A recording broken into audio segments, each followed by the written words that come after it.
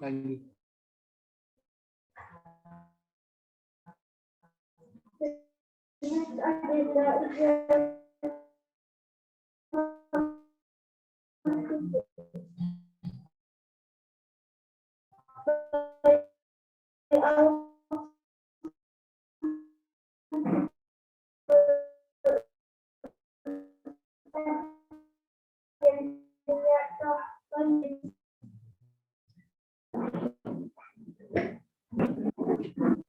Syukron baik Anda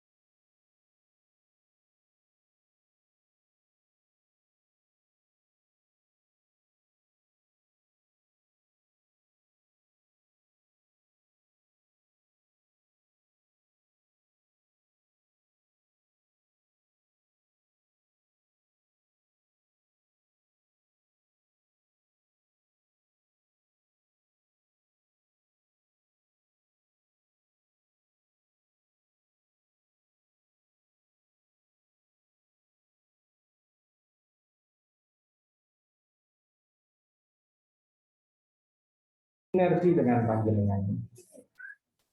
Ada adab-adab yang diterapkan di sekolah yang mungkin di rumah perlu dipantau kembali sehingga nantinya outputnya dari proses pendidikan ini menjadi maksimal.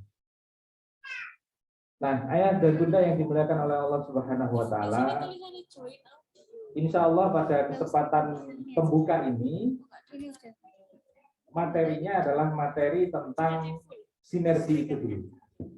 Nah, kemudian bagaimana bulan-bulan berikutnya insya Allah telah disusun oleh segenap pengurus yayasan di bidang pendidikan, dan nanti sekolah akan menyelenggarakan parenting seperti ini sebagai bentuk tanggung jawab kami dan juga tanggung jawab kita bersama untuk mewujudkan anak-anak yang bersaksiat Islamnya sebagaimana visi dari sekolah ini. Ayah dan bunda yang dimuliakan oleh Allah Subhanahu wa taala, ada dua agenda kan sesuai dengan undangan yang disampaikan kepada panjenengan semua. Yang pertama adalah parenting ini, yang kedua adalah penerimaan raport tengah semester. Tentu penerimaan raport tengah semester nanti panjenengan bersama dengan wali kelas masing-masing.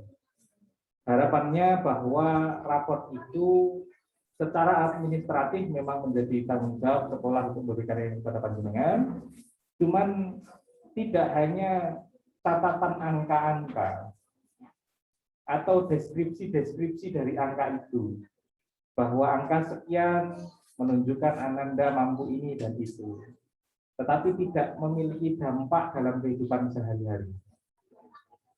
Nah, bagaimana?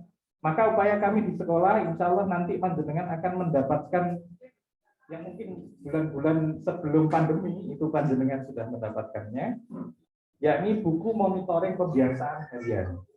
Jadi mungkin nek panjenengan pulang tidak membawa rapot dan tidak membawa buku ini, mohon diingatkan atau ditanyakan kepada wali kelas. Isinya apa? Isinya di sana adalah pembiasaan harian, mulai dari ibadahnya, bagaimana Ananda sholat 5 waktu ditambah dengan sholat sunnah, kemudian bagaimana akhlak Ananda, ya, apakah mencium tangan orang tua, berbicara lembut pada orang tua, izin kepada orang tua ketika bepergian, bersikap sopan dan santun terhadap orang tua dan orang lain, dan seterusnya. Ada poin menambah pengetahuan, apakah mengulang pembelajaran yang telah diberikan selama di sekolah ketika di rumah. Buku ini kami setting untuk 3 bulan. Sehingga paling tidak panjenengan akan mendapatkannya kembali yang baru ketika penerimaan rapot berikutnya. Jadi saat ini penerimaan rapot PTS, mangke di penerimaan rapot akhir semester, kira-kira di bulan Desember, panjenengan kembalikan ini, kemudian kami ganti dengan yang baru. Ini belajar dari pengalaman sebelumnya yang diberikan setiap bulan, ada keterlambatan, akhirnya tidak diisi dan seterusnya. Fungsinya apa, Ustaz?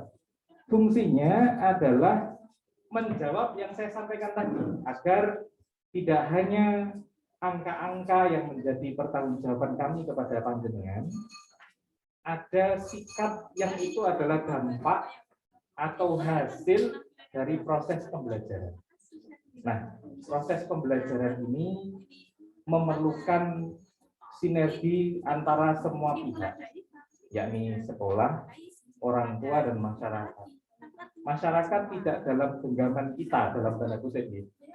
Artinya kita tidak bisa mengontrol tetangga-tetangga kita, tetapi bagaimana kemudian sinergi antara sekolah dan di rumah ini adalah kerjasama antara kami dengan panjenengan. Nah, insya Allah seperti itu hal penting yang perlu saya sampaikan. Kemudian hal yang lain adalah terkait parenting ini, karena namanya pembuka, tentu yang pertama saya sampaikan terima kasih jazakumullah khairan katsir atas bagaimana upaya panjenengan meluangkan waktu untuk menghadiri undangan kami, dan sekaligus saya sampaikan bahwa ini adalah salah satu agenda yang dalam tanda kutip menjadi kewajiban dari orang tua, sehingga sinergi itu bisa berjalan dengan baik. Ada update yang kami berikan kepada panjenengan, panjenengan juga bisa memberikan feedback kepada kami. Nah, namanya harus atau dalam tanda kutip wajib tadi, maka ada konsekuensinya ketika tidak hadir. Untuk hari ini, ya namanya masih sosialisasi kan ya. Parenting pertama sekaligus sosialisasi bahwa parenting ini adalah program yang harus dihadiri oleh panjenengan. Maka konsekuensinya nanti akan disampaikan. Ada berapa kali panjenengan tidak hadir tanpa konfirmasi misalkan, ya tentu ada proses dari sekolah untuk berkomunikasi lebih intensif dengan panjenengan, apa kendalanya kira-kira begitu. Jadi namanya sinergi butuh kerjasama. Dan arahnya jelas, arahnya adalah mewujudkan putra-putri panjenengan itu bersahadat Islamnya sebagaimana visi sekolah. Insya Allah itu yang bisa saya sampaikan. Sekali lagi saya sampaikan jazakumullah khairan katsir atas upaya panjenengan untuk bisa hadir, meluangkan waktu, tenaga, dan pikiran untuk hadir di program ini, di dalam parenting Quran ini, dan insya Allah ini akan dilaksanakan rutin di bulan-bulan berikutnya. Bila ada kekurangan di dalam pelayanan kami mohon maaf atas segala kekurangan, dan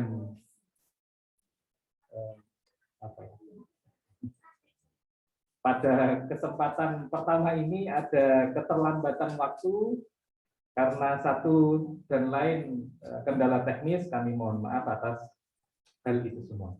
Semoga panjenengan bisa menikmati apa-apa yang telah kami sediakan dan juga menikmati proses pembelajaran bersama di dalam parenting ini. Saya kira itu yang bisa saya sampaikan.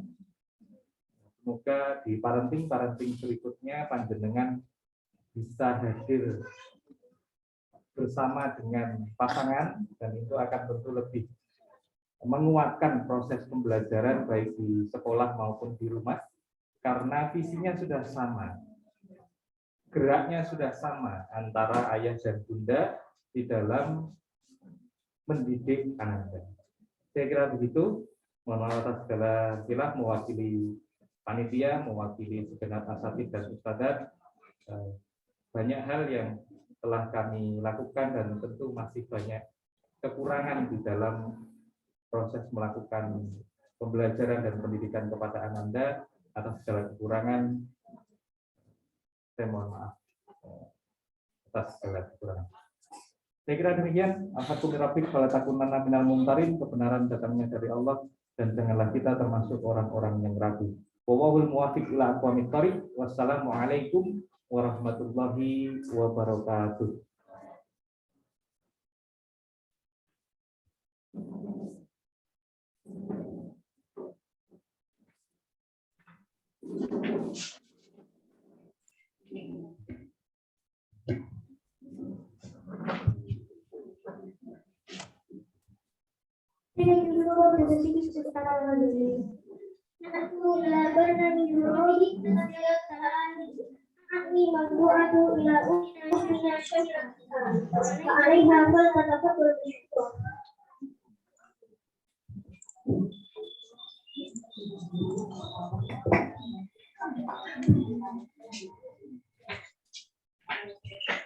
Assalamualaikum warahmatullahi wabarakatuh.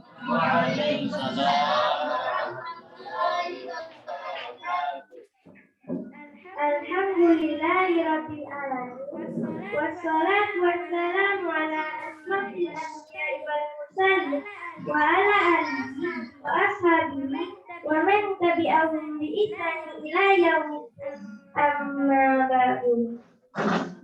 Yang terhormat Ustaz dan Ustazah, yang saya hadirin sekalian yang berbahagia, kalian yang berbahagia, serta teman-temanku yang semoga selalu diridhoi oleh Allah. Puji syukur kehadiran Puji Allah syukur kehadiran Allah Allah yang maha pengasih, tak pernah pilih yang maha yang penyayang, tak pernah jaya, pandang saya, tak pernah pandang saya, yang telah memberikan telah tiada memberikan terhingga nikmat kepada tiada kita. terhingga kepada kita.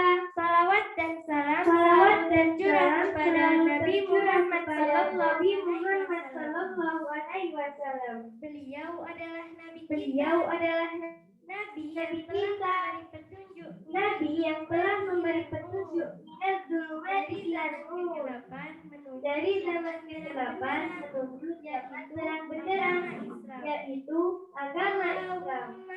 Allahumma sholli ala Muhammad.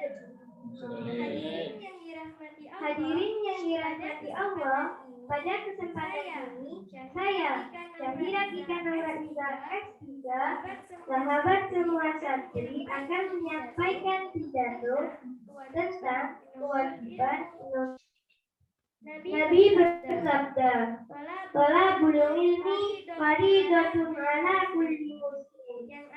Yang artinya mencari ilmu wajib bagi tiap-tiap muslim. Jadi mencari ilmu wajib bagi kita semua tanpa kecuali. Jika tidak dilakukan, berdoa. ayah bunda yang Ayah bunda yang dirahmati Allah, dirahmati Allah, kenapa Rasulullah mewajibkan kita menuntut ilmu? ada yang tahu karena adalah jalan ke surga. Ilmu akan membawa kesuksesan dunia dan akhirat.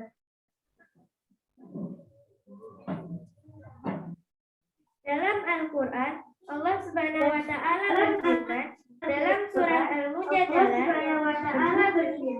dalam surat Al-Mujadalah, "Alladzina amanu yarfa'illahu walladzina amanu minkum walladzina utul ilma wallahu bima ta'malun." Allah akan mengangkat derajat orang-orang beriman dan orang-orang berilmu beberapa derajat. Arti Dan Allah Maha mengetahui apa yang kamu kerjakan.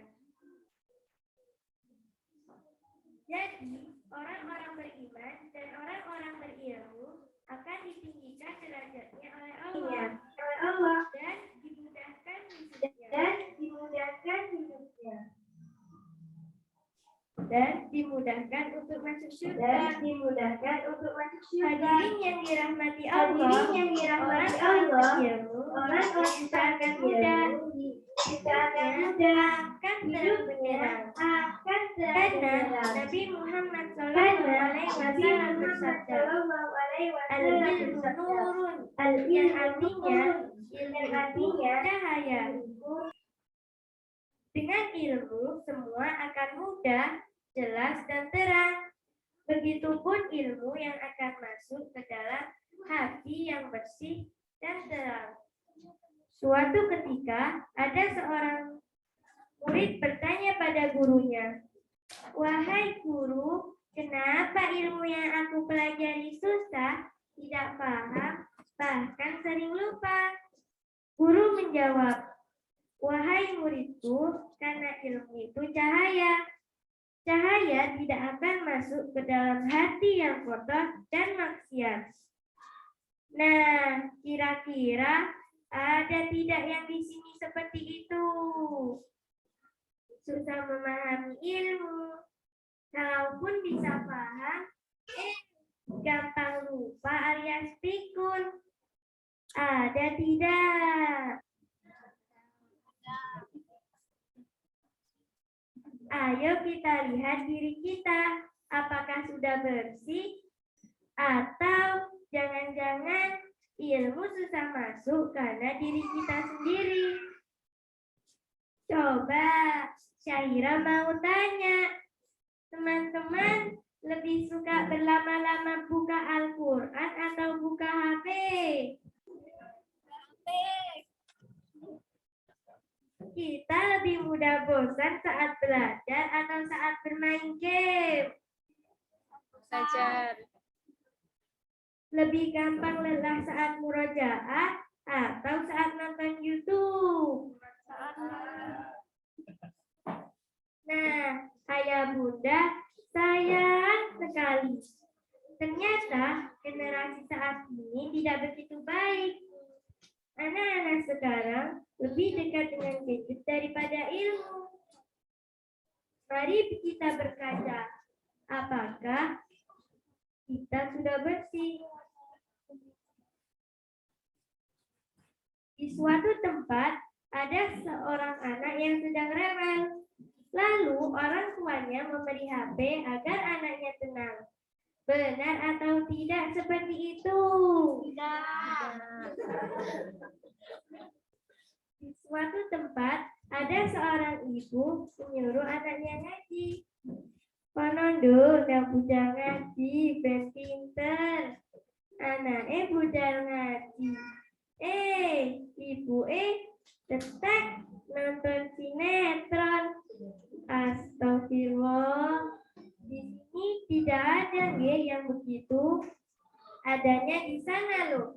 Jauh sekali. Ayah bunda, bantulah kami dalam menuntut ilmu.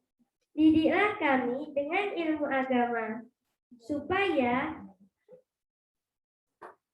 selamat dunia dan akhirat.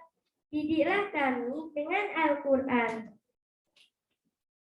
Doakan support kami untuk menghafal Al-Quran. Supaya cita-cita kami tercapai, yaitu memberikan mahkota kepada ayah dan ibu di surga nanti. Amin. Semoga kita digolongkan menjadi orang yang suka mencari ilmu, disayang Allah, dan dicintai Rasulullah. Amin. Demikian yang bisa saya sampaikan, semoga bermanfaat. Petik mangga di pinggir sawah, cuci dulu supaya bersih. Demikian yang bisa saya sampaikan. Mohon maaf dan terima kasih. Saya, Syaira Dika Naura Iza S3, sahabat semua santri akan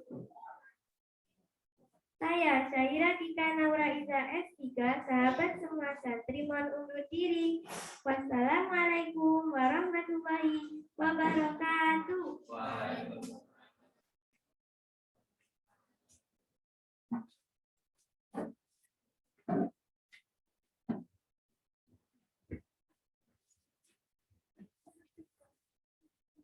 What a beautiful performance from Sandra.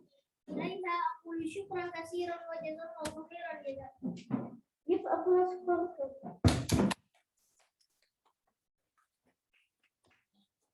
The next agenda is our special discussion on sinergi pola asuh orang tua di rumah dengan pola belajar di sekolah by Ustadz Minhaj Astor SPD with moderator Ustadz Ahmad Muhyiddin. This is the profile of Ustadz Minhaj Astor SPD. Ustadz Minhaj Astor is head of Al-Hadith Education Department. فليتفضل مشكورا.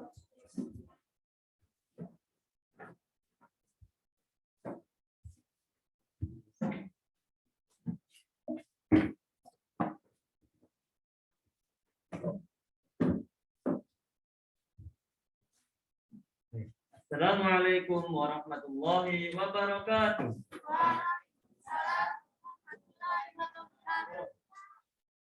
Masih semangat ya? Ayah bunda, kok suaranya yang keras yang di belakang ya? Masih semangat? Yo. Campur-campur ya bahasanya. Baik, saya di sini sebagai moderator. Perkenalkan, nama saya Ahmad Rofiuddin, biasa dipanggil Ahmad. Kalau Pak Taufik biasanya manggil Mas Ahmad, dan itu kayaknya paling tepat gitu. Baik, di sini saya akan membawakan pemateri kita adalah Ustadz Minhaj Nama lengkap beliau adalah Ustadz Minhaj As-Sorik. Ustadz Minhaj As-Sorik, sarjana pendidikan. Beliau ini sudah terjun di dunia pendidikan. Lamanya beliau terjun di dunia pendidikan itu kurang lebih seusia saya ini, 25 tahun. 25 tahun beliau sudah terjun di dunia pendidikan. Jadi saya baru lahir, beliau sudah mulai ngajar, mulai terjun di dunia pendidikan. Beliau telah mengajar mulai dari di Surabaya, di Yayasan Muhammadiyah di Surabaya, terus di Lamongan juga berapa tahun di sana, lumayan lama juga, dan akhirnya juga di Jombang sini. Baik, sinergi pendidikan di sekolah dan di rumah, ya kita tahu kalau dalam sebuah tim itu sinergi antara anggota tim dan yang lain itu akan mempengaruhi bagaimana pencapaian sebuah tim itu. Nah, supaya sinerginya lebih baik lagi, itu bagaimana cara-caranya? Nah, kepada beliau kita persilahkan untuk segera memulai materinya. Nah, nanti setelah itu ada sesi tanya jawab, materinya sekitar 40 menitan. Nanti setelah itu ada tanya jawab kepada Ustadz Minhaj. Falyatafaddal mashkura.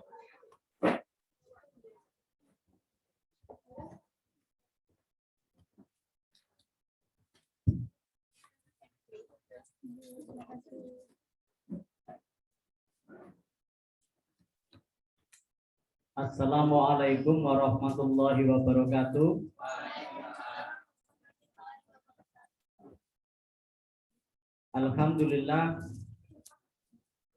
Alhamdulillahilladzi anzala sakinata fi qulubil mu'minina liyazdadu imanan ma'a imanihim.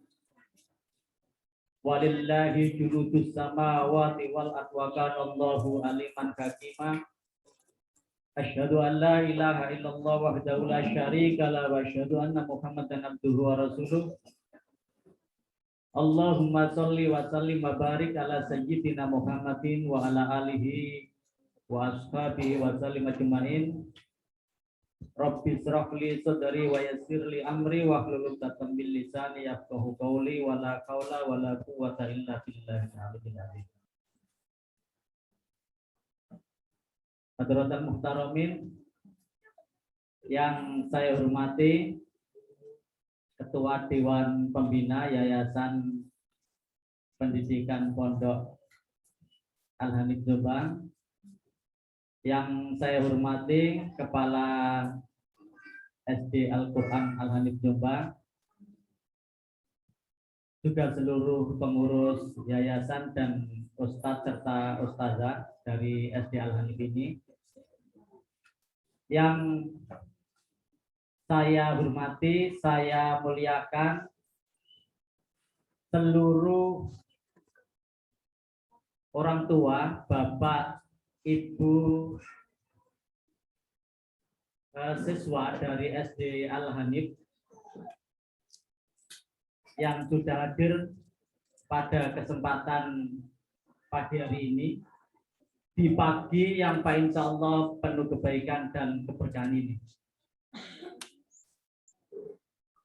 Bapak Ibu yang saya hormati, mengawali kegiatan kita, marilah kita bersyukur kepada Allah karena kita semuanya diberikan kenikmatan yang sangat banyak, nikmat iman, kesehatan, sehingga bisa hadir di sini setelah sekian waktu lamanya pandemi tidak memungkinkan kita semuanya untuk bisa bertemu, berkumpul, dan bertatap muka. Alhamdulillah pagi hari ini bisa dalam agenda parenting yang diselenggarakan oleh SD Al-Quran Al-Hanif ini. Salawat dan salam mudah-mudahan senantiasa tetap terlimpahkan kepada junjungan kita Nabiullah Muhammad Sallallahu Alaihi Wasallam.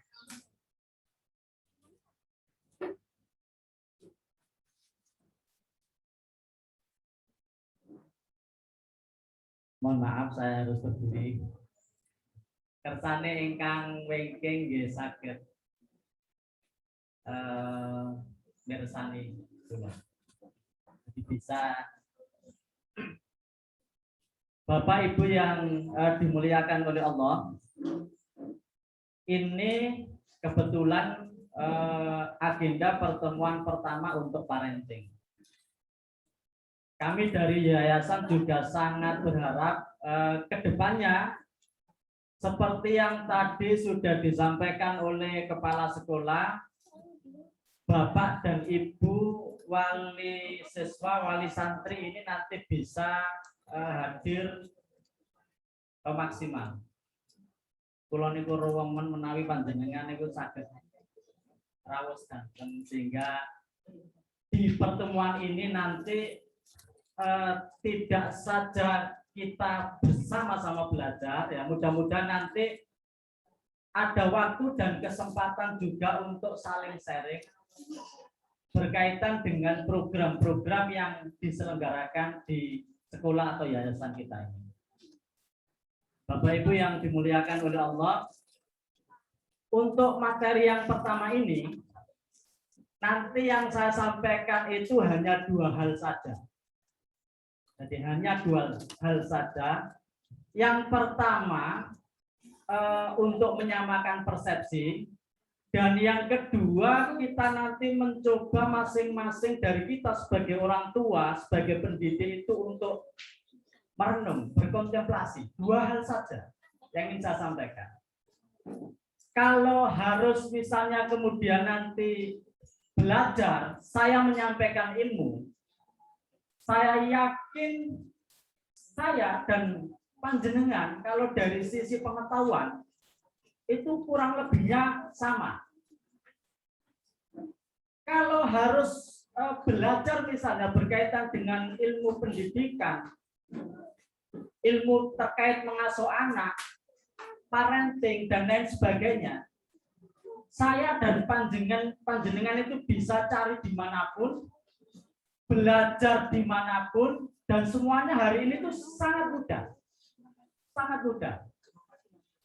Tetapi yang kemudian sering lupa dari kita itu adalah bagaimana kemudian seluruh ilmu yang sudah kita ketahui dan pelajari itu bisa konsisten, istiqomah kita terapkan untuk pendidikan anak-anak kita.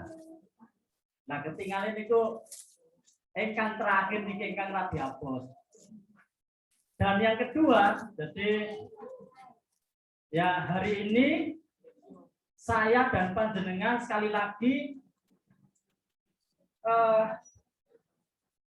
memiliki kurang lebih pengalaman yang sama. Jadi sebagai orang tua, ya sedikit yang mungkin saya dan panjenengan, kalau yang usianya barangkali lebih tua, jadi kalau yang panjenengan yang usianya barangkali lebih muda dari saya, ya saya paling tidak sedikit lebih berpengalaman, paling tidak itu. Jadi saya sudah menjadi orang tua itu 21 tahun. Nah, kalau panjenengan misalnya lebih lama dari saya, ya berarti pengalamannya nanti paling tidak lebih panjang. Ya. Kalau satu ini ya lebih lama. Putra pertama lahir tahun berapa, Ustaz? Berarti pada. Kalau saya sama Ustaz Wahyudi ini lebih pengalaman saya lah, paling tidak kalau menjadi orang tua, menjadi ayah. Panjenengan berapa, Ustaz? Ya putra beliau yang paling tua 6 tahun. Ya artinya paling tidak nanti sedikit kelebihan pengalaman saya ini yang barangkali menjadikan saya ada keberanian, ada legitimasi saya untuk kemudian menyampaikan pendidikan anak dan parenting di hadapan panjenengan semua. Di luar itu sama, oleh karenanya barangkali sekali lagi yang ingin saya sampaikan hari ini nanti adalah mencoba menyamakan persepsi dan mencoba kemudian merenungi sejauh ini seberapa hebat kita menjadi orang tua terhadap anak-anak kita. Oleh karenanya ini sekali lagi penting di awal yang ingin saya sampaikan, sehingga kemudian tidak semata-mata misalnya nanti gini, ini program Al-Hanif, ini program SD Al-Hanif, kalau misalnya sudah selesai dilaksanakan berarti kewajiban ini sudah selesai. Tidak semata-mata itu. Jadi artinya kemudian persepsi awal yang harus kita bangun, jadi sebagai seorang pendidik, persepsi awal yang harus kita bangun sebagai orang tua itu adalah ini, bahwa yang pertama, anak itu adalah investasi terbaik. Kemudian yang kedua, anak itu adalah pemegang estafeta berikutnya dari peradaban hari ini. Ya.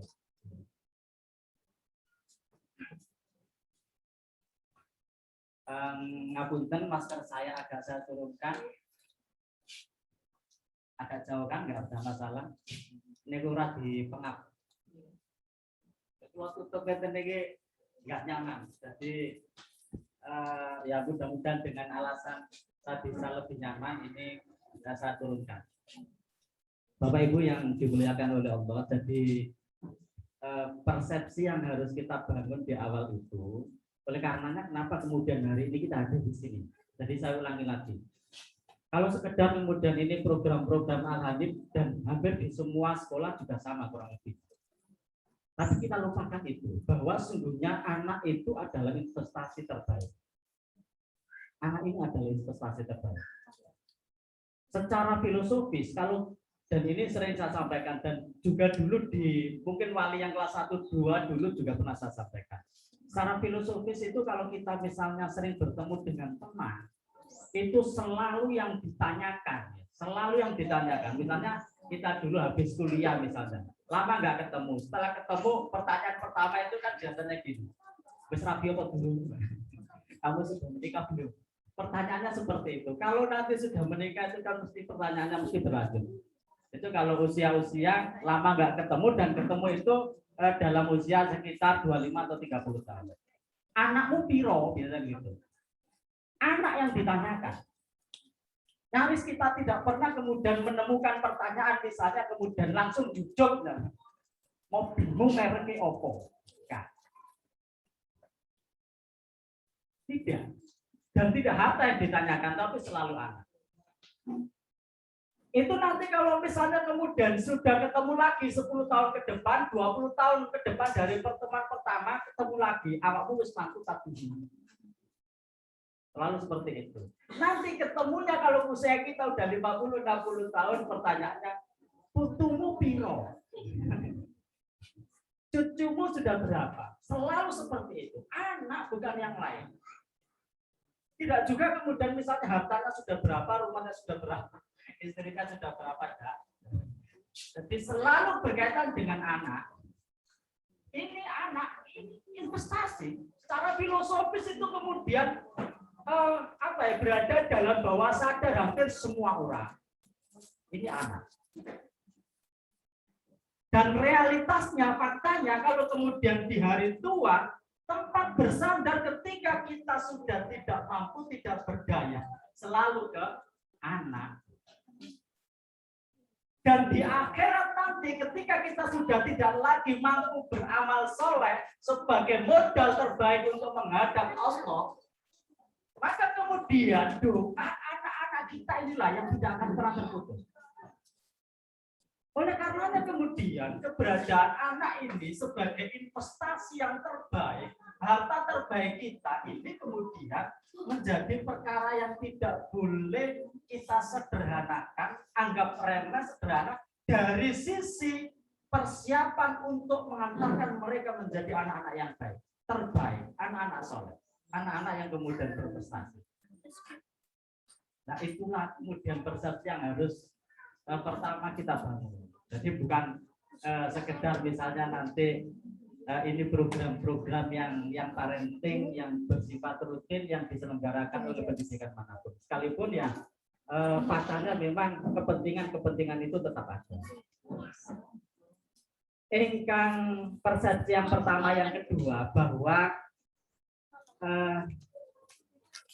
anak-anak kita ini, jadi hari ini kehidupan itu yang paling dominan ya, memegang, mengelola, mengatur itu seusia-usia kita. Seusia-usia kita.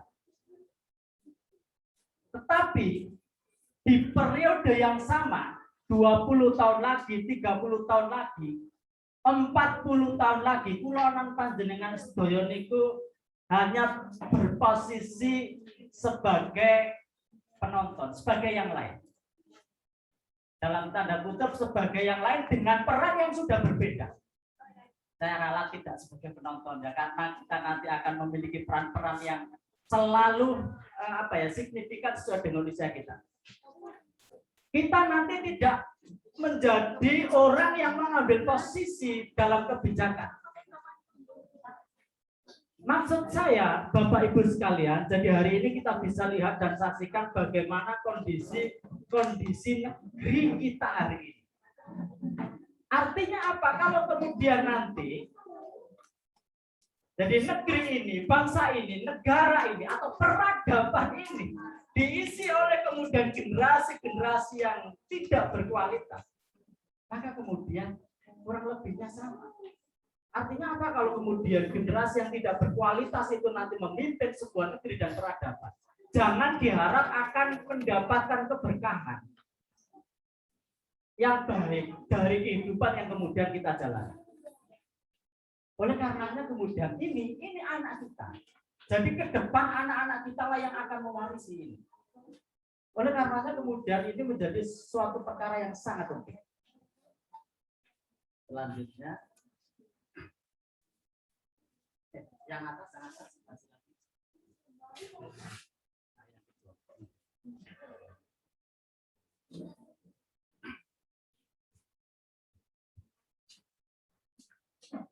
belum masih yang persepsi yang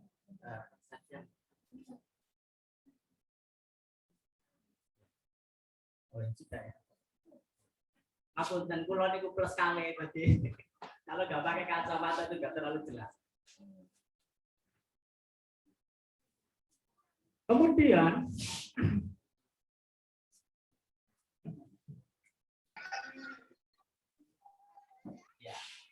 yang kedua, persepsi yang harus kita samakan.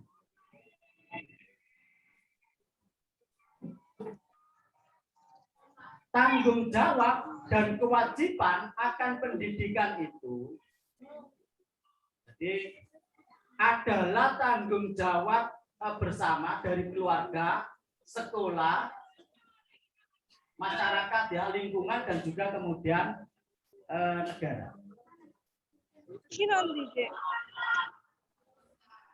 Nah, Bapak Ibu yang dimuliakan oleh Allah, jadi membaca dalam sejarah segini nih kamu dan perbuatan pati sampun sepuh Bu 50 kakean di depan laptop plus misalnya kakean di depan handphone biasa. Direkam sama anak-anak, oh berarti Pak Ustadz ini suka dalam tanda kutip banyak memanfaatkan dan menggunakan handphone.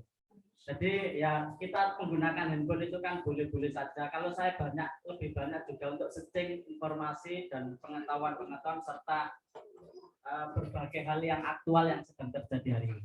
Jadi persepsi yang kedua yang harus kemudian kita bangun itu adalah bahwa sesungguhnya tanggung jawab pendidikan itu nanti adalah tanggung jawab bersama. Jadi mulai keluarga berarti orang tua di rumah,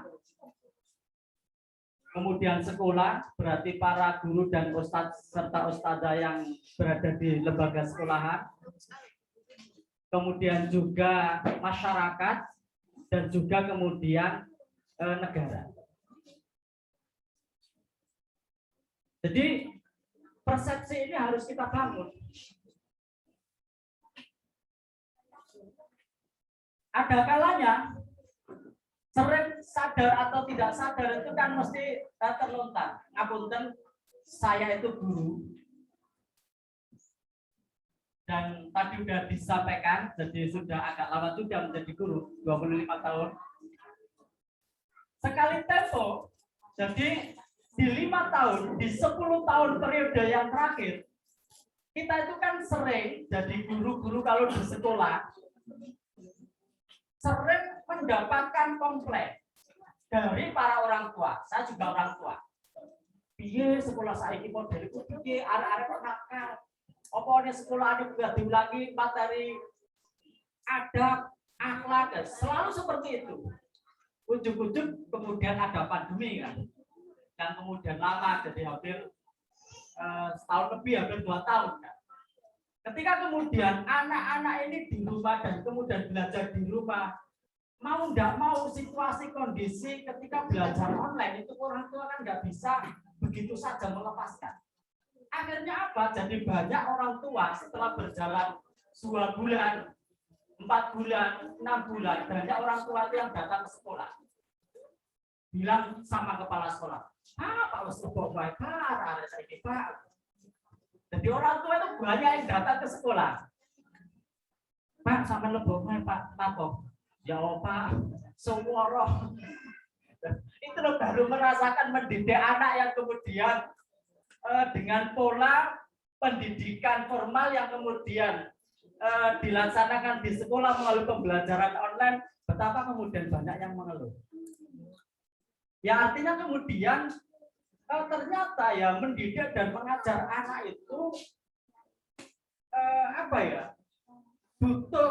butuh kemudian tidak sekedar ilmu, tapi butuh kemudian ya kesabaran, dan butuh banyak hal yang kemudian harus dimiliki oleh guru dan termasuk orang tua ketika nanti di rumah. Jadi saya sampaikan kenapa kemudian pendidikan ini menjadi tanggung jawab bersama. Menjadi tanggung jawab bersama, tidak saja kemudian negara, tidak saja kemudian masyarakat, tidak saja kemudian sekolah, tidak saja kemudian nanti orang tua. Karena kalau di sini saya sampaikan, jadi sehingga kemudian tidak terjadi fenomena nihilistik, saya tulis bukti. Jadi fenomena nihilistik secara sederhana itu apa ya? Jadi sebuah fenomena gejala menuju titik nol yang seakan-akan nanti pendidikan ketika di masing-masing lembaga itu tidak tertunaikan dengan baik, itu nanti tidak menghasilkan sesuatu yang baik pula. Artinya menuju titik nol. Contoh sederhananya gini, misalnya ya, kita kalau di sekolah, saya yakin misalnya, anak-anak misalnya dilarang merokok. Di rumah sama, anak-anak itu tidak boleh merokok. Tapi di lingkungan tidak ada yang kemudian misalnya melarang keberadaan rokok, bahkan kemudian negara menganggap penting cukai rokok. Ini contoh sederhana. Kalau rokok misalnya masih diperdebatkan, kita tingkatkan grade-nya, minum minuman keras. Di semua sekolah, nggak ada yang kemudian menyampaikan, mengatakan minum minuman keras beralkohol boleh. Di rumah juga sama, nggak boleh. Tetapi kemudian pabrik di lingkungan kita, di masyarakat kita, pabrik itu tetap berdiri. Karena apa? Pajaknya besar dan negara menganggap ini sebagai sesuatu yang bisa menjadi salah satu pemasukan dalam anggaran pendapatan belanja negara. Artinya apa? Jadi kita kemudian memberikan sesuatu yang sangat baik, keluarga juga memberikan sesuatu yang sangat baik, tapi kemudian di luar berlaku sebaliknya. Artinya kemudian tidak sekedar kemudian menuju fenomena nihilistik, kosong-kosong. Di sekolah dikasih sesuatu yang baik, anggap saja nilainya +1. Di keluarga juga sama, artinya +1. Tapi kalau kemudian lingkungannya rusak, -1, hasilnya 0. Seakan-akan nggak ada nilainya. Ya artinya tadi juga sudah disampaikan misalnya sama Ustadz Pak Yudi. Jadi di sekolah misalnya kemudian anak-anak penggunaan dan pemanfaatan handphone itu sangat ketat dilarang. Tapi menawi tenggelam misalnya penggunaan handphone itu tidak terkontrol, tidak dikontrol. Waduh, ini kan sesuatu yang apa ya terjadi. Ya artinya fenomenanya, gejalanya, produknya itu nanti akhirnya kemudian menuju titik nol. Di sini diperbaiki, terus kemudian di rumah tidak, nanti kan kurang lebihnya yang plus itu pun nanti akan tereduksi, akan tergerus, kemudian menjadi titik nol. Kurang lebihnya sama. Pak contohnya kok sengaja sekolah gak, misalnya dibalik. Ini rumah itu owapi gitu. Di rumah sudah sangat bagus misalnya, terus kemudian ya karena kondisi-kondisi tertentu proses pendidikan nggak berjalan di sekolah, kurang lebihnya sama. Jadi oleh karenanya itu kemudian ini persepsi ini harus dibangun bahwa pendidikan itu harus menjadi tanggung jawab bersama. Jadi yang berat nanti kalau misalnya kemudian panjenengan di rumah sudah bagus, kita di sekolah juga sudah bagus, tapi kemudian di masyarakat bahkan negaranya itu yang kemudian tidak bagus, itu nanti itu jauh lebih berat. Makanya tanggung jawab yang pertama, anak itu sebagai estafeta pemegang peradaban itu penting. Kalau ke depan negara ini dipegang oleh siapa, itu menjadi sesuatu yang penting. Namun dan hari ini yang berkembang itu ada tren itu kan jadi kalau ada ideologi Islam, ada ideologi komunis, ada kapitalis. Kecenderungan sekarang itu yang nampak itu kan kapitalis radikal. Pendidikan pun itu cenderung diarahkan. Kalau misalnya kemudian menjadi Islam yang sangat baik sekalipun di pendidikan umum itu mulai kemudian dalam tanda kutip pantauan. Kalau di KPK itu ada TWK. 2 hari yang lalu, 3 hari 4 hari yang lalu para guru itu kan ada survei lingkungan. Kalau yang ANBK itu nanti ya gurunya itu juga sama. Murid ada survei lingkungan, guru ada survei lingkungan, dan hampir semua pertanyaan itu diarahkan sekarang itu menyangkut yang radikalisme, menyangkut yang intoleransi, terus kemudian menyangkut masalah kesetaraan gender, jadi cenderung ke sana. Jadi kebetulan saya juga ASN, jadi dan kebetulan guru bekerja di pendidikan. Arah surveinya itu nanti ke sana, memang dikondisikan. Isomono di atas itu jadi sekuler, dan sekuler itu prototipe yang terbaik. Kalau kita sebagai seorang muslim kan tidak.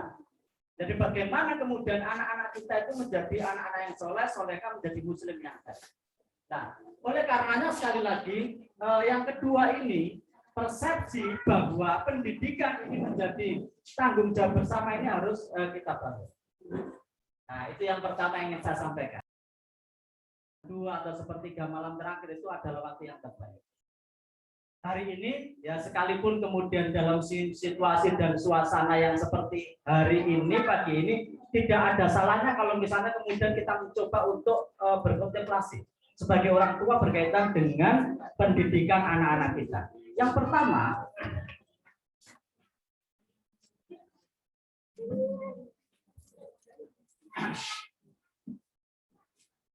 Yang pertama, sesungguhnya waktu itu tidak bisa diputar ulang, Bapak Ibu, para orang tua, para bunda dan juga para ayah dan bunda. Waktu itu tidak bisa diputar ulang. Kenapa kemudian ini perlu saya sampaikan? Saya secara pribadi juga menjadi orang tua. Jadi menjadi orang tua sehingga kemudian bisa merasakan. Jadi bisa merasakan betapa apa yang kemudian ada dan terjadi pada hari ini berkaitan dengan anak-anak kita itu adalah buah dari apa yang sudah kita lakukan dan kerjakan. Dan ini nggak bisa berulang. Jadi ya artinya anak-anak saya itu mestinya ya anak-anak kita itu banyak memiliki waktu, kesempatan bertemu, berkumpul, di mana kita bisa mendidik mereka itu paling tidak sampai usia 12 tahun. Kalau misalnya anak-anak kita tidak kita pondokkan. Tidak kita pondokkan. Atau ketika misalnya kita pondokkan sampai masa SMA misalnya, maka masih ada banyak waktu sekitar 15 tahun. Dan saya merasakan betul itu, di mana kemudian tidak semua pada saat anak-anak itu harus saya pondokkan, itu ada yang misalnya semuanya itu dalam keadaan siap, dalam arti karakter, kepribadian, saksia itu sudah selesai di rumah. Sudah selesai di rumah. Jadi tidak ada masalah dengan sholatnya, tidak ada masalah dengan ibadahnya, tidak ada masalah dengan perkara-perkara yang dasar berkaitan dengan akhlak. Sholat terus gak usah dikontrol. Sekali tempo, ada yang kemudian bisa jadi anak-anak ini belum siap. Dan waktu kemudian terus berjalan.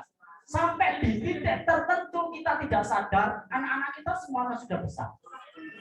Dengan produk yang seperti ini, dan lain sebagainya. Ya artinya kemudian waktu itu tidak bisa kembali.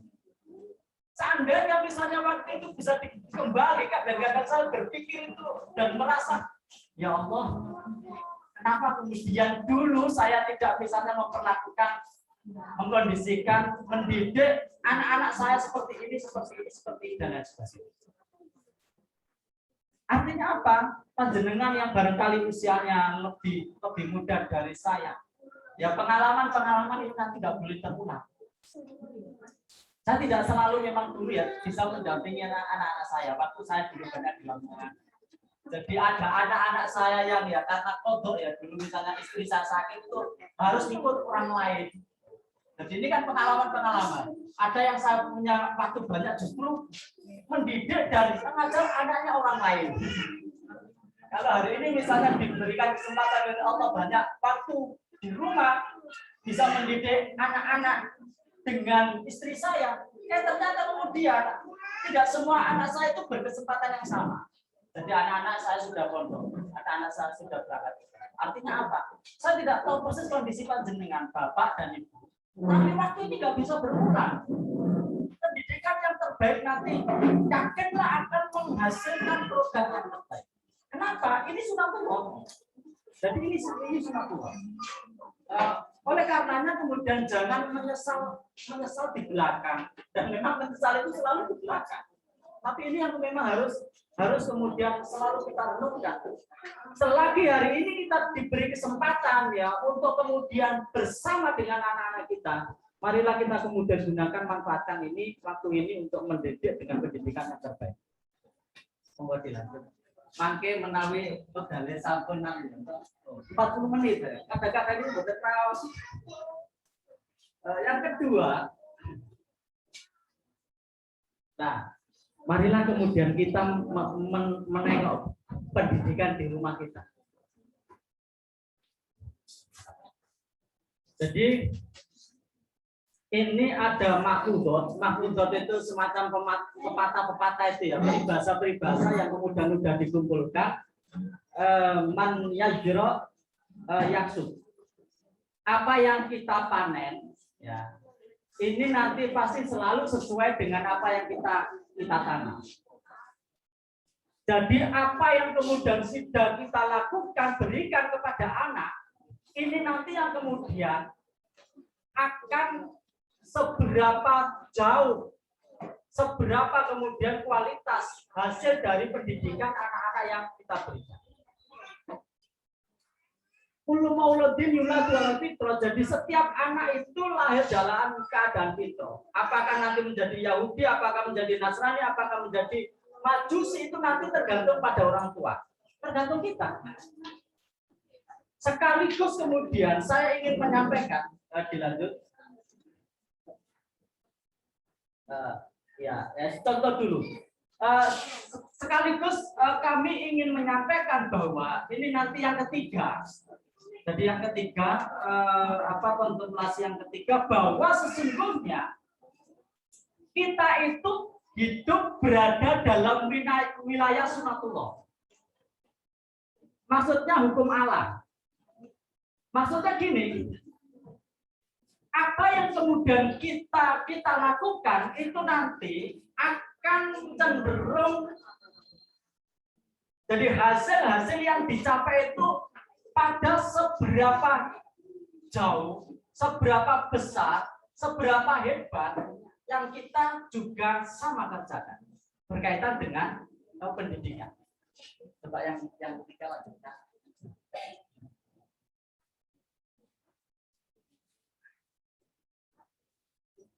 Ya, baik ke atas nanti.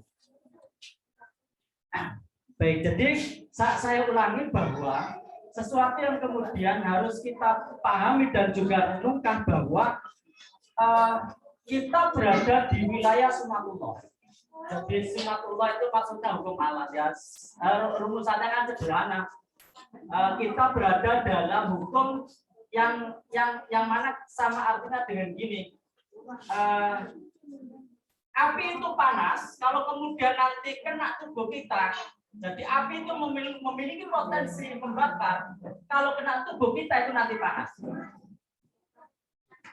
Jadi air itu nanti selalu terjun turun dari atas ke bawah. Itu hukum-hukum alam. Karena adanya gravitasi, kecuali air mancur. Air mancur pun nanti di titik tertentu juga pasti akan ke bawah. Tanaman itu kalau nanti ditanam, nanti dipupuk itu subur. Kalau dibiarkan nanti tidak dipupuk juga kesuburannya juga berkurang. Itu hukum alam.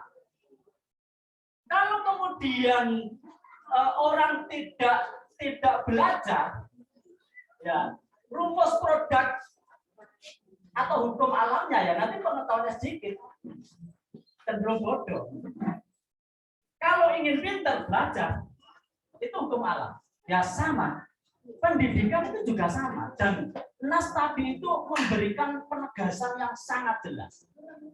Jangan pernah misalnya berharap, sering kan kita para orang tua, jangan mulai ya dewi, wes umure jangan mulai ya wes sadar dewi hati-hati dewi, nggak bisa seperti itu. Ya saya punya saudara dulu sering diingatkan, Mas. Putrane kulo yo boyo kon kerudungan. Alah dek, kalau gede kaya kerudungan dewi. Loh, terus kuliah enggak pakai kerudung. Apalagi teman bermainnya, bergaulnya dan lingkungannya juga sama sekali tidak mensupport dan tidak mendukung. Enggak bisa. Enggak bisa kemudian dibiarkan mengalir begitu saja. Terus pendidikan enggak bisa seperti itu. Jadi sunatullahnya itu nanti memang sama. Kalau kemudian kita ingin memberikan sesuatu yang sangat besar pada anak kita, perjuangan kita juga harus besar. Kalau kita menginginkan menghendaki anak kita itu dengan prestasi yang terbaik, seberapa kontribusi yang juga sudah kita keluarkan, sehingga kemudian anak kita itu memiliki prestasi yang baik. Bukan sakit Bapak, bukan sakit Ibu. Kalau misalnya dijakno anak kalau ya api-api dhewe nggak bisa. Ini menyalahi sunatullah ini. Menyalahi hukum alam, menyalahi rumus. Tapi lah kok anak kiai jika ada nakal gede-gede dadi apik. Panjenengan mboten ngertos bagaimana orang tuanya berdoa, menangis wedi. Enggak ditampakkan ke kita, enggak ditampakkan ke wali santri, enggak ditampakkan ke santri.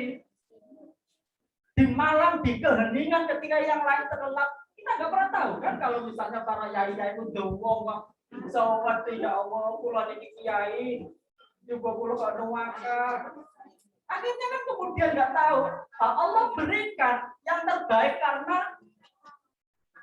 ya doa yang terbaik yang disampaikan oleh orang tua yang sangat sungguh-sungguh dan itu kan juga nggak dilepaskan.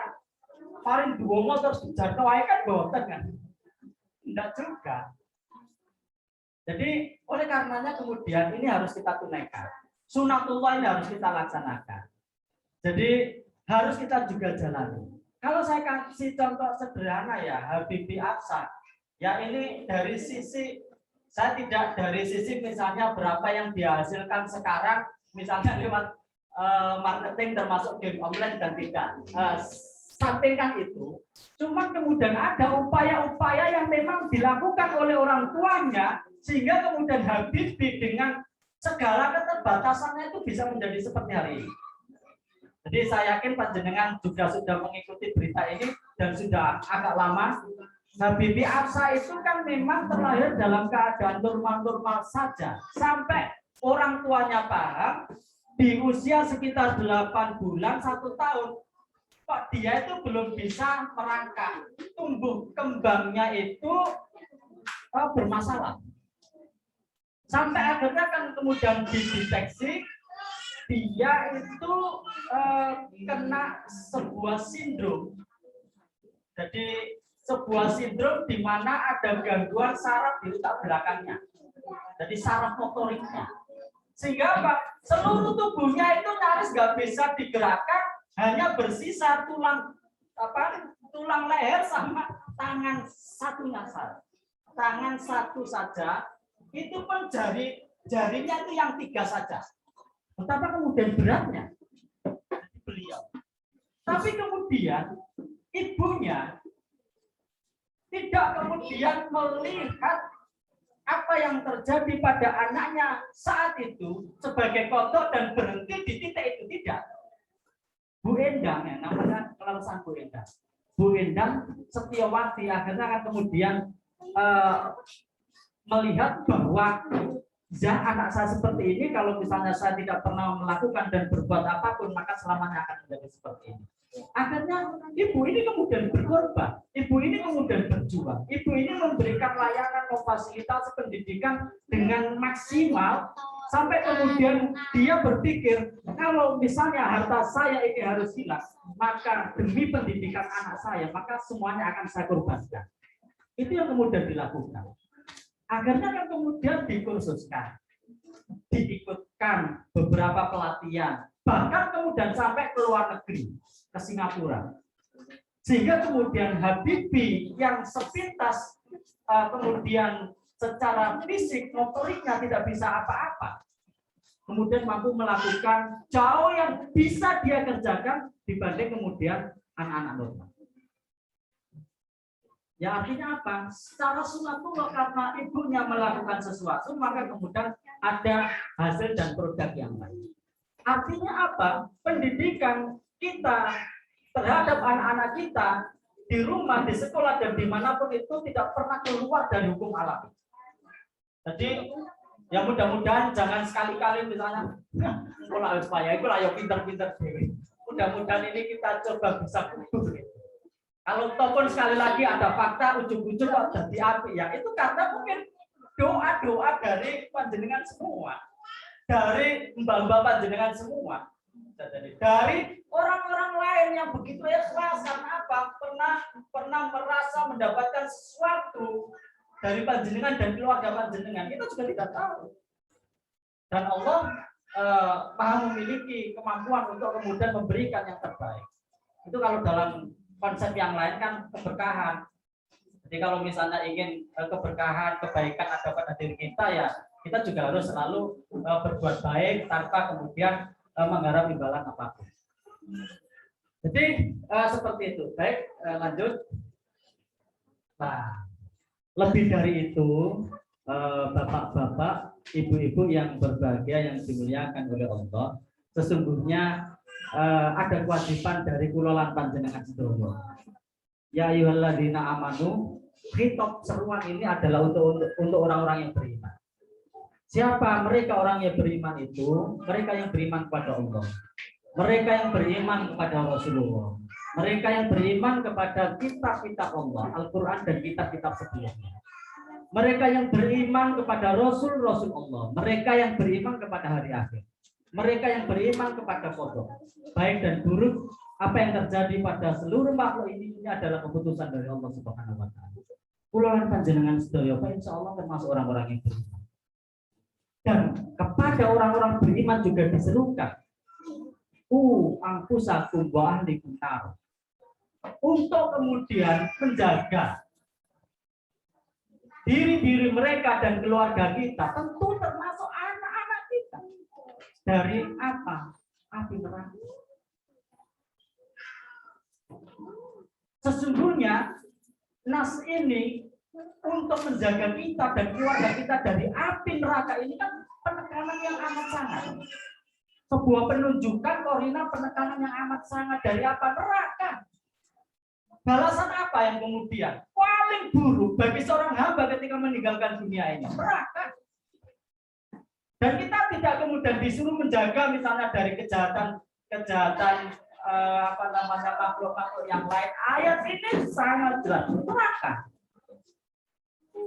Dan salah satu yang bisa digunakan untuk menjaga anak-anak kita dari neraka itu adalah tentu dengan pendidikan.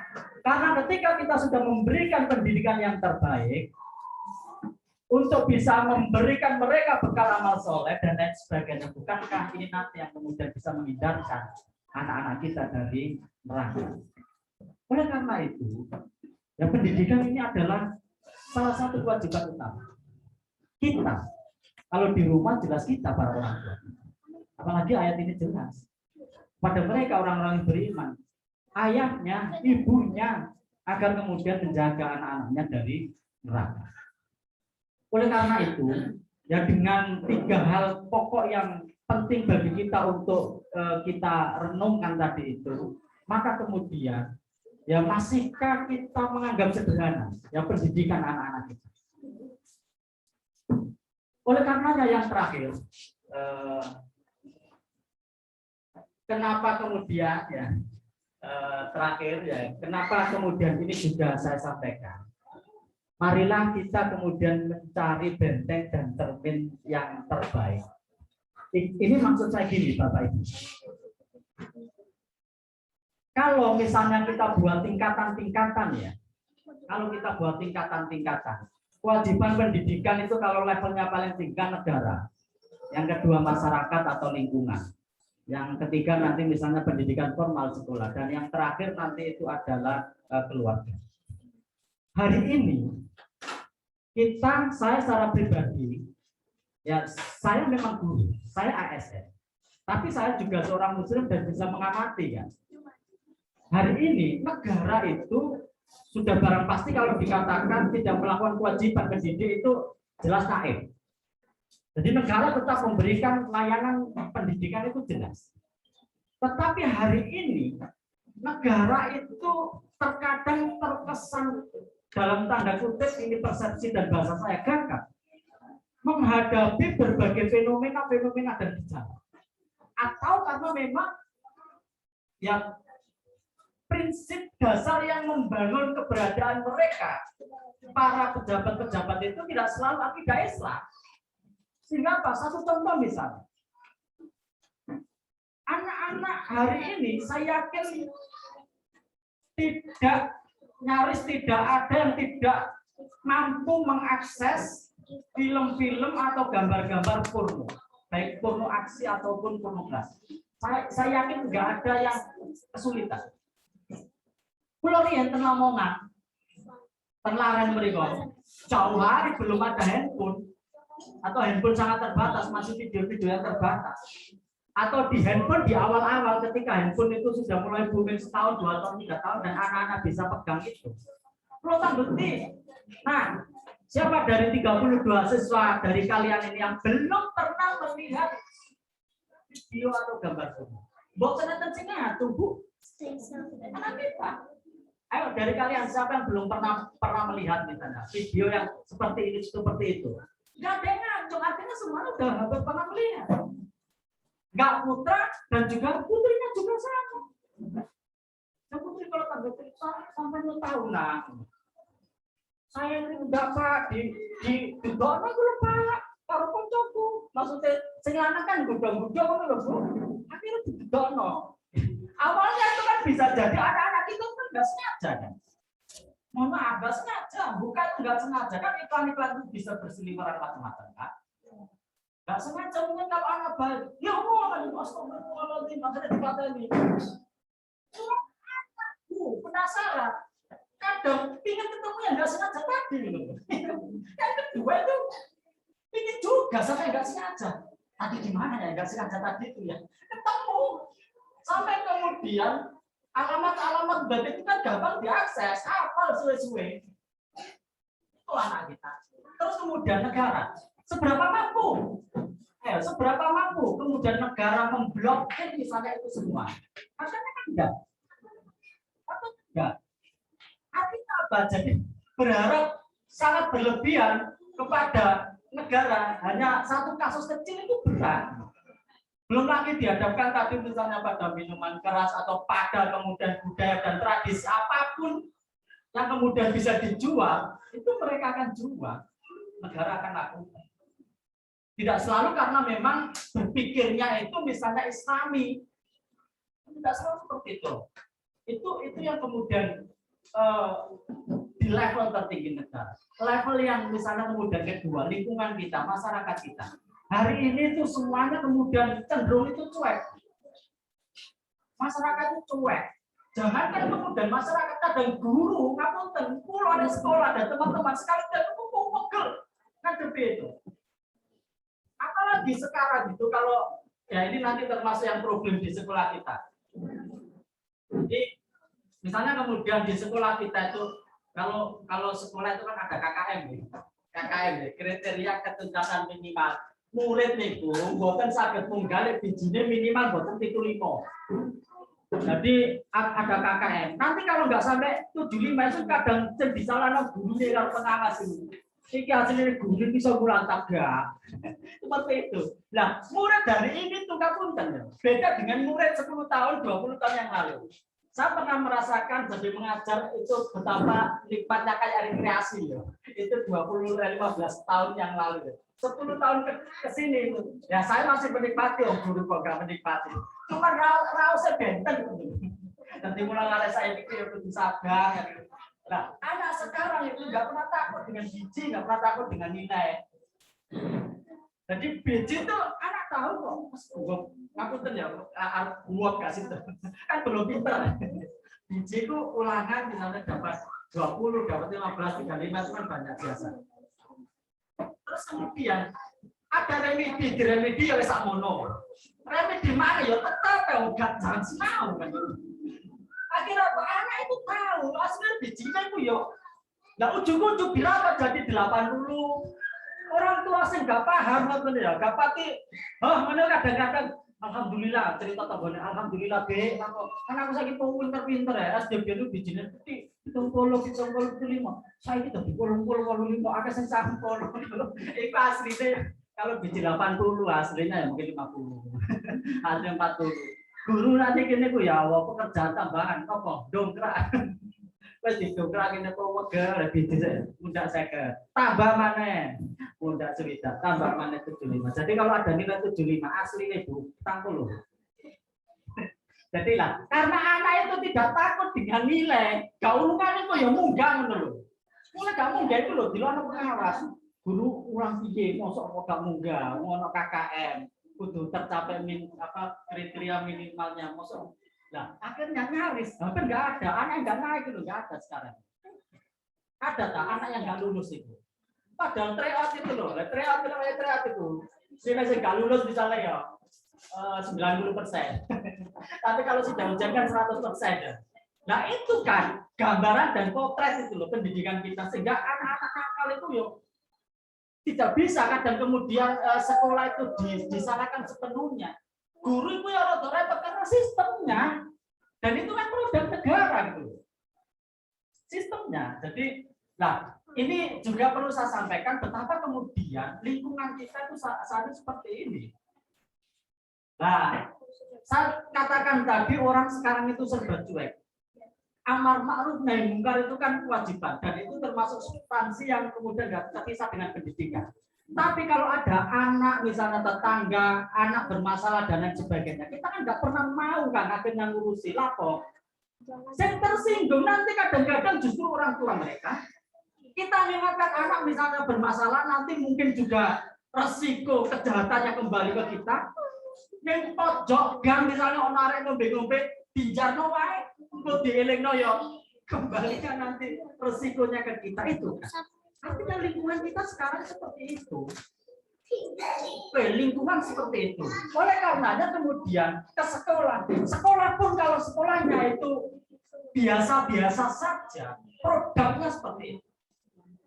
Oleh karenanya kemudian kita itu pada akhirnya benteng kita itu ketika negara seperti itu, lingkungan seperti itu, masyarakat seperti itu adalah sekolah terbaik dan keluarga kita juga harus menjadi keluarga yang terbaik. Itu benteng kita sekarang itu. Jangan pernah berharap pada yang lain. Ya kalau seandainya kemudian masyarakat kita kondusif, amar ma'ruf nahi munkar berjalan baik, negara kita itu juga kemudian betul-betul memikirkan generasi dengan pendekatan yang sangat islami, makanya sudah kan belum kan. Oleh karenanya kemudian Bapak Ibu wali siswa wali santri ini yang kemudian perlu kita apa ya pikirkan. Oleh karenanya kemudian tidak bisa tidak, maka kemudian benteng kita yang terbaik itu adalah pendidikan yang baik pula, terbaik pula, baik di keluarga dan juga kemudian di sekolah. Mugi-mugi panjenengan itu mboten salah mempercayakan putra-putri panjenengan semangat Islam. Insya Allah dengan segala kekurangan saya yakin bisa jadi, tapi kita ingin putra-putri panjenengan itu menjadi anak-anak dengan karakter yang baik, memiliki saksian Muslim yang baik, memiliki kebiasaan yang baik. Oleh karenanya kita yang kemudian berdiri dalam posisi yang sama sejajar ini sebagai benteng-benteng yang terbaik ini, menawi saged Bu Bapak bersinergi, kita selalu terbuka kok. Jadi dengan masukan-masukan panjenengan. Sebaliknya mudah-mudahan program-program panjenengan kita yang ada di sini itu nanti bisa sevisi, semisi, dan kemudian di rumah itu kemudian juga kemudian bisa dilaksanakan dengan cara yang baik. Problem hari ini jelas handphone Ibu, jelas saya sendiri ya saya diuntungkan misalnya anak-anak sudah agak besar. Ketika mungkin seusia putri panjenengan yang mungkin usianya masih kecil-kecil, sekali telepon mungkin bisa jadi sama. Anak itu kalau sekali udah pernah ya, apalagi 2, apalagi 3, apalagi udah bisa buka konten-konten tertentu ya. Kadang-kadang kalau sudah senjatanya keluar nangis, kulawan panjenengan sedaya ini gak tekno. Oleh karenanya yang kemudian belum banyak berkenalan dengan handphone, ya panjenengan bisa mengkondisikan. Kalau yang sudah berkenalan, panjenengan bisa membagi dengan peran-peran yang lain, sehingga kemudian bisa ada kegiatan-kegiatan yang mengurangi anak untuk banyak berdekat-dekatan dengan handphone dan lain sebagainya. Jadi sekali lagi, ya mudah-mudahan kita bisa bersinergi dan dilanjutkan dengan berkolaborasi sehingga apa yang kita lakukan, kerjakan ini bagian dari sesuatu yang Allah perintahkan untuk memberikan yang terbaik kepada putra-putri kita sebagai investasi yang terbaik pula. Sementara saya cukupkan. Assalamualaikum warahmatullahi wabarakatuh.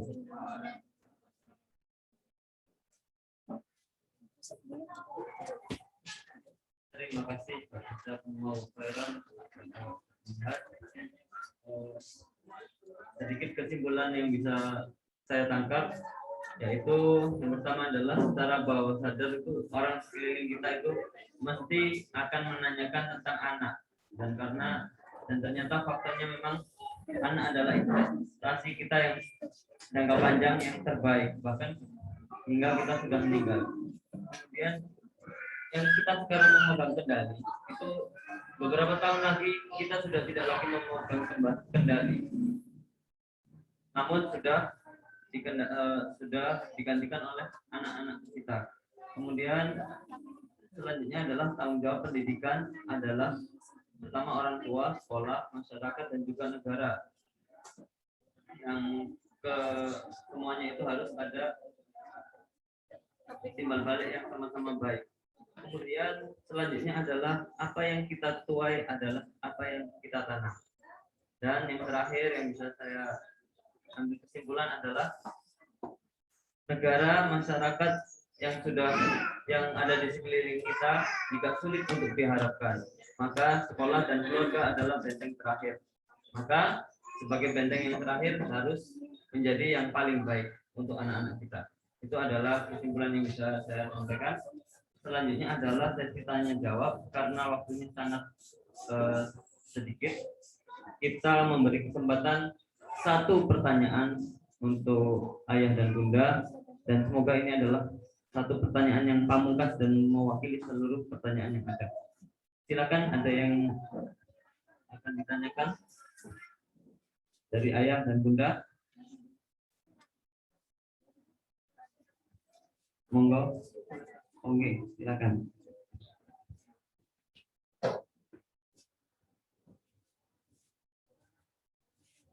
Assalamualaikum warahmatullahi wabarakatuh. Ya, perkenalkan saya Sugeng, ayah dari Ananda Ajuan Raihan. Kali ini saya coba pengen nanya, ini kan sebenarnya akibat kemarin daring banyak hal yang misalnya kita dari kita itu menurun hasilnya.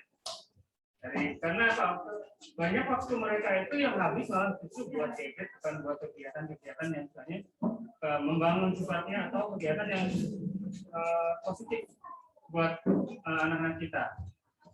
Nah, untuk sebelum waktu pandemi ada, itu kan ada kegiatan ekskul yang lumayan bisa menyibukkan anak-anak kita selepas mereka punya ruang waktu yang misalnya pada buang buat nonton media. Dulu itu ada juga ngajarin silat atau apa gitu, kegiatan-kegiatan yang lain yang misalnya bisa bikin mereka lebih kreatif, lebih misalnya bersosialisasi lebih banyak dengan teman-temannya, melakukan hal-hal yang saling mempengaruhi untuk satu hal yang baik.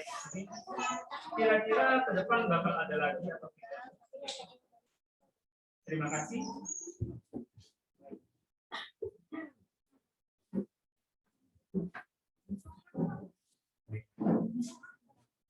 Ini sepertinya pertanyaan mengarah kepada Ustaz Wahyudi sebagai kepala sekolah. Cukup jelas, Ustaz? Saya ulangi pertanyaannya. Silakan kepada Ustaz Wahyudi, mungkin bisa. Oh, dari Ustaz Minhaj dulu bisa di.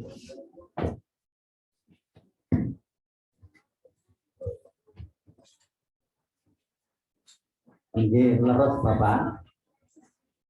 Kemarin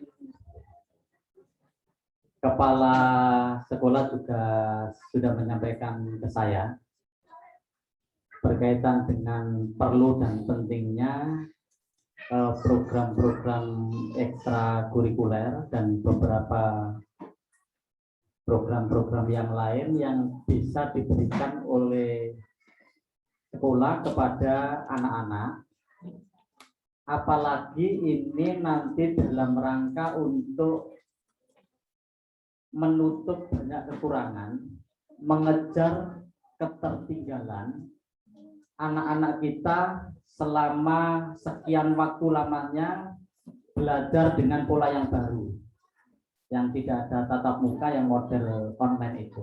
Apapun yang terjadi, efektivitasnya jelas sangat kurang, dan kemudian tidak banyak yang bisa diperoleh dan didapatkan. Oleh karenanya pada saat kepala sekolah menyampaikan ke saya, ya nanti yayasan akan fasilitasi itu. Apa program-programnya lah? Ini nanti yang barangkali mumpung ada waktu dan kesempatan sekaligus sosialisasi akan disampaikan oleh Bapak Kepala Sekolah.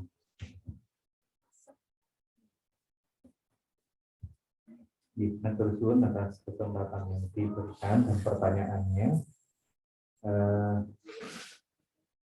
Mengenai kegiatan pembelajaran sekaligus ekstrakurikuler, untuk ekstrakurikuler tentu akan dinormalkan ketika kondisinya sudah lebih membaik. Saat ini sekolah kan masih diizinkan untuk melakukan pembelajaran tatap muka terbatas. Terbatas itu juga terasa dari sisi durasi kan yang paling nampak. Secara normal anak-anak itu masuk jam 7, pulang setengah 2. Nah saat ini jam 10 sudah pulang.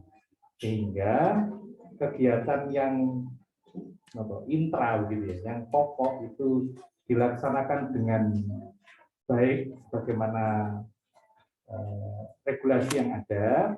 Ekstrakurikuler tentu akan kami normalkan menunggu waktu yang tepat begitu. Waktu dan kondisi yang tepat. Bila mana kemudian waktu itu bulan depan atau akhir bulan ini sudah sangat membaik dan diperkenankan, gitu, tentu akan segera kami sampaikan. Yang jelas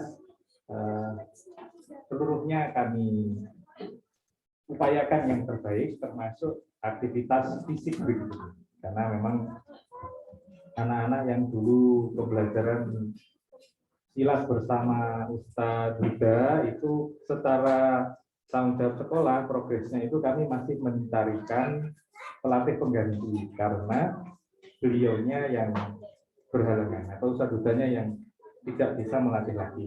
Jadi variabelnya macam. Kalau sekolah sudah berupaya mencarikan, belum bertemu dengan pelatih dan juga waktu yang tepat. Kiranya begitu. Kemudian hal yang lain memang untuk kelas atas nih, program dari yayasan dan sekolah itu di kelas 5 dan 6 itu ada program boarding. Itu pun belum bisa kami laksanakan secara utuh dan normal karena kondisi. Saat ini kelas 5 itu untuk persiapan asesmen ketuntasan minimum atau AKM setiap Jumat itu masih berangkat pagi pulang sore gitu.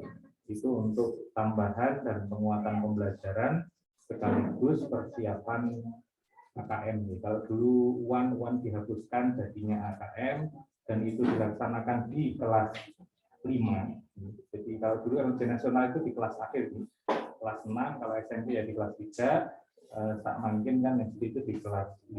Insya Allah seperti itu. Apakah kemudian nanti ada program-program untuk kelas 4 karena kelas 4 juga sudah masuk kelas atas, akan kami informasikan. Jelas di dalam pembahasan kami di sekolah, pertimbangan penguatan pembelajaran dan juga penormalan ekstrakurikuler sudah masuk dalam pembahasan. Hanya kami menunggu waktu. Ingatan yang bisa saya sampaikan, ya sebagaimana yang disampaikan oleh Ustaz Minhad tadi, karena memang kewajiban kami untuk senantiasa berkoordinasi dengan bidang pendidikan yayasan yang ketuanya adalah beliau. Nah, itu ya, Ayah dan Bunda. Saya kembalikan ke moderator. Baik, yang terakhir adalah itu tadi semoga menjadi pertanyaannya pamungkas, dan sekarang adalah yang terakhir kesimpulan atau closing statement untuk Ustaz Minhad. Kita persilahkan dan sekaligus saja doa penutup. Jadi satu.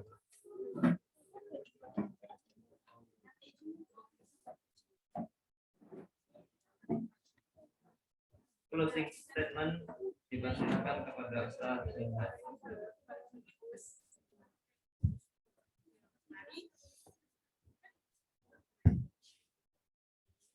Bapak Ibu, para wali siswa SD Quran Al-Hanif, di sesi yang terakhir ini sekali lagi saya ingin menandaskan bahwa di situasi dan kondisi dengan berbagai permasalahan-permasalahan yang ada pada anak-anak kita sebagai generasi yang ke depan itu, benteng terakhir kita hari ini itu adalah keluarga, pendidikan keluarga, dan sekolah-sekolah yang memang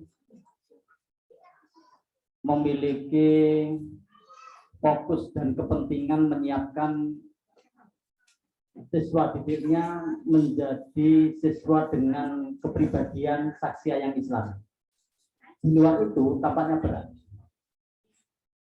Nah, sekolah yang baik dan keluarga yang baik, menurut saya ini pun juga nanti tidak cukup. Oleh karenanya penting dan perlu untuk saling bersinergi. Yang mudah-mudahan tidak akhirnya terjadi fenomena nihilistik. Yang terjadi nanti justru adalah plus-plus. Jadi plus 1 di sekolah, plus 1 di keluarga, itu nanti yang kemudian kita harapkan. Tidak sebaliknya. Plus 1 di sekolah, tapi kemudian minus 1 di rumah. Atau sebaliknya. Plus 1 di rumah, tapi minus 1 di sekolah. Itu yang tidak pernah kita kendaki. Artinya kemudian kita saling bersinergi dan membangun komunikasi yang baik antara sekolah dan keluarga, dan mudah-mudahan ini bisa menjadi kontribusi yang terbaik bagi pendidikan anak-anak kita semuanya. Demikian yang bisa saya sampaikan.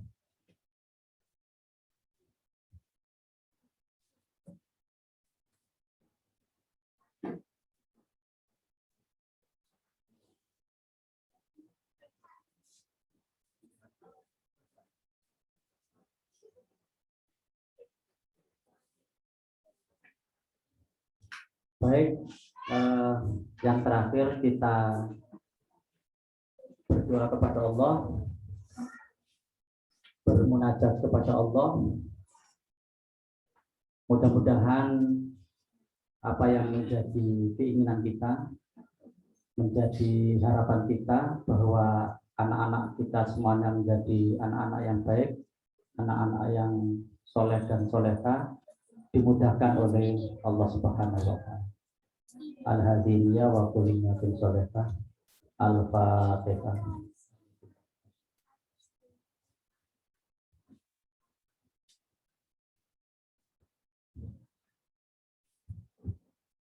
Bismillahirrahmanirrahim. Alhamdulillahirabbil alamin. Hamdan syakirin, hamdan na'imin, hamdan yuafi na'amahu wa yukafi'u mazidah. Ya Rabbana lakal hamdu kama yanbaghi li jalali wajhika wa 'azimi sultanik. Allahumma sholli ala sayyidina Muhammadin sholatan tunjina biha min jamil ahwali wal afat wa tabdilana biha jamil hajat wa tutahhiruna biha min jamil sayyi'at wa tarfa'una biha inda ta'ala darajat wa tuballighuna biha aqsal ghayat min jamil khairati fil hayati wa ba'da. Allahumma rabbana ighfir lana wa li walidina wa li jamil muslimina wal muslimat wal mu'minina wal mu'minat al ahya'i minhum wal amwat. Rabbana zalamna anfusana wa illam taghfir lana wa tarhamna lanakunanna minal khasirin. Rabbana la tuzigh qulubana ba'da idh hadaytana wa hab lana min ladunka rahmah innaka antal wahhab. Ya muqallibal qulub tsabbit qulubana ala dinik. Ya musarrifal qulub sarrif qulubana ala ta'atik. Allahumma inna na'udzubika min ilmin la yanfa' wa qalbin la yakhsha wa amalin la yafa' wa da'watin la tastajab. Allahumma inna na'udzubika min karatil alfaq wal ahwa. Allahumma inna nas'aluka ilman nafi'an wa rizqan wasi'an wa amalan mutaqabbalan bi rahmatika ya arhamar rahimin. Allahumma inna nas'aluka al-huda wa tuqa wal afafa wal ghina. Allahumma inna nas'aluka al-afiyata fid dunya wal akhirah.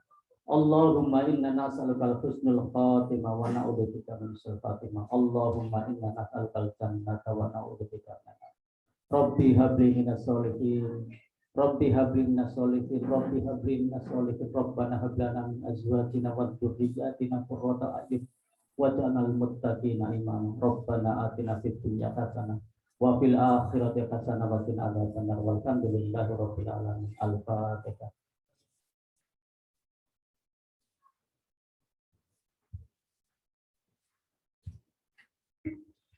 Baik, demikian acaranya. Saya sebagai moderator, apabila ada kesalahan, saya mohon maaf yang sebesar-besarnya. Saya kembalikan kepada MC.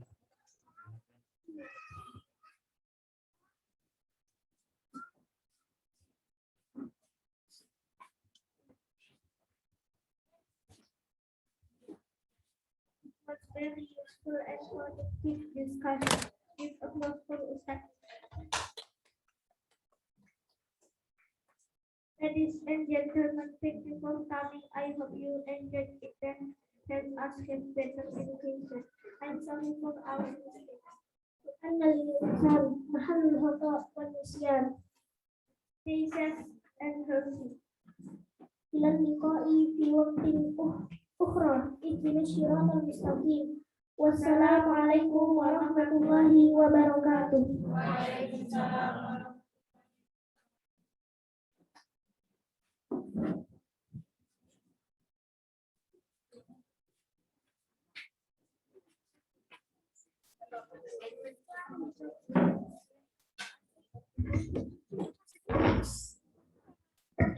Baik ayah dan bunda yang dimuliakan oleh Allah Subhanahu wa taala, untuk penerimaan raport di kelas masing-masing menemui wali kelas masing-masing.